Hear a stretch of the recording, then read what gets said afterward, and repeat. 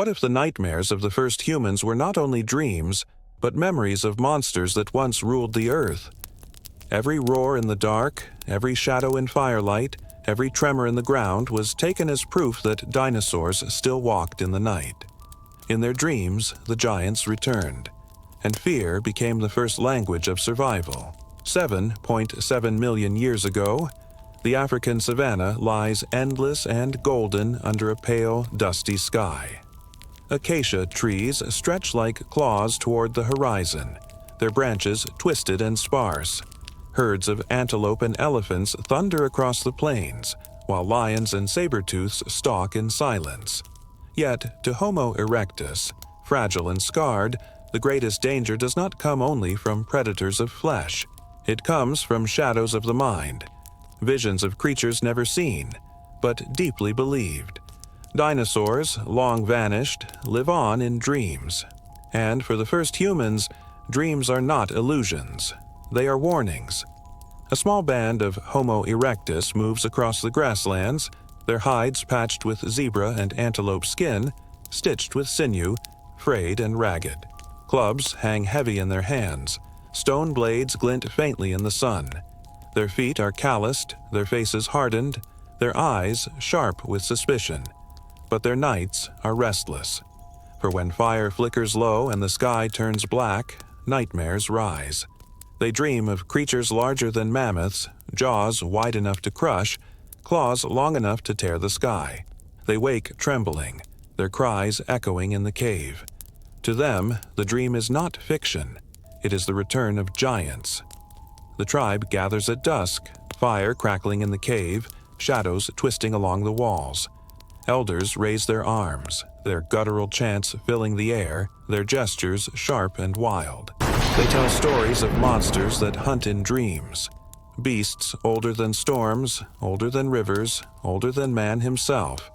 Children press close to their mothers, eyes wide, hides pulled tight. Warriors grip their weapons, knuckles white. Fear binds them together, turning dream into ritual. They carve shapes on stone walls, lines of ash forming jaws, claws, wings. Dinosaurs emerge in shadow and flame, not as memories, but as living nightmares that stalk the tribe through the night. But nightmares bleed into reality. One night, as thunder rumbles across the savanna, the tribe huddles near the fire. The flames flicker weakly, smoke curling into the dark. Suddenly, from the tall grass beyond, eyes gleam. A saber-toothed cat creeps closer, its muscles rippling, its fangs shining like daggers. To the humans, it is not only predator, it is the beast of their dreams, the shadow returned to flesh. Terror seizes them. Children cry, warriors rise, weapons trembling.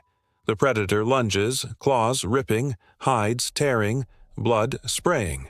Screams echo against stone. But fear does not scatter them. It binds them.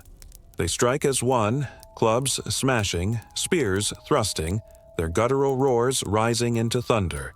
The cat thrashes, its roar shaking the cave, but the tribe endures. At last, the beast collapses, lifeless in the dust. Silence follows. Warriors press their weapons into the earth, bow their heads.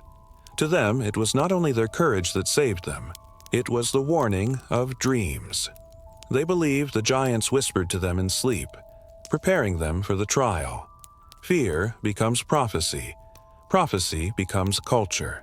The tribe learns to listen to their dreams, to treat nightmares as sacred visions, maps to survival. But not all dreams unite. Across the horizon, another tribe appears. Their hides are patched with leopard skin, their chants sharp and violent.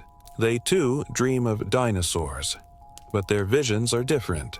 Their giants are demons, not protectors. Where one tribe sees warning, the other sees curse. The two bands meet near a dry riverbed where fossils jut from the soil. Silence grows heavy. Weapons tighten in hands. Guttural cries rise into the air, colliding like thunder. Fear sharpens into rivalry. Whose dreams are truth?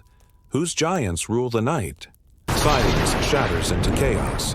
Clubs crash, stones fly, blood stains the earth. Nightmares, once guides, become weapons of division.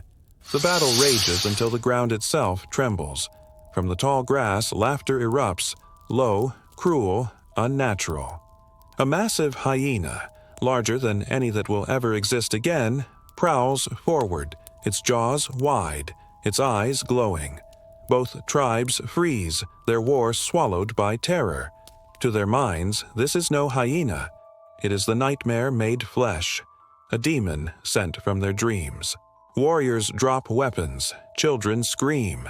The beast lunges, dragging a warrior into the mud, its jaws snapping bone. For one breath, despair swallows them whole. But then the cries rise. Both tribes roar as one. Clubs smash, spears thrust, stones cut flesh. They fight side by side, their voices mixing into a single thunder. The predator thrashes, claws raking, jaws crushing, but they do not scatter. They endure, fueled not only by flesh, but by belief. At last, the beast falls, broken, its blood soaking the earth. Silence returns, broken only by fire and breath. Survivors kneel before the fossils, pressing their foreheads into the soil. They carve new shapes into the cave walls, not only the beasts of their dreams, but the hyena too. Dreams and reality merge. Myths grow deeper. Fear becomes story. Story becomes law, and law becomes survival. At dawn, the band marches again. Their hides are patched, their wounds bound with mud and leaves. Behind them, fossils loom like temples. Ahead, mammoths graze in the mist, their shadows vast and ancient. The dinosaurs are gone, but their ghosts remain.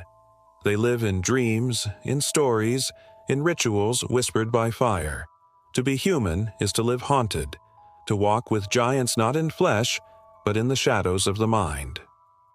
This was just one step in humanity's ancient journey. More beasts, more battles, more legends await. Subscribe and ring the bell so you do not miss the next chapter. Share this story, and together, let us make this channel stronger. And if this tale moved you, wait until you witness the creature that even the mightiest feared.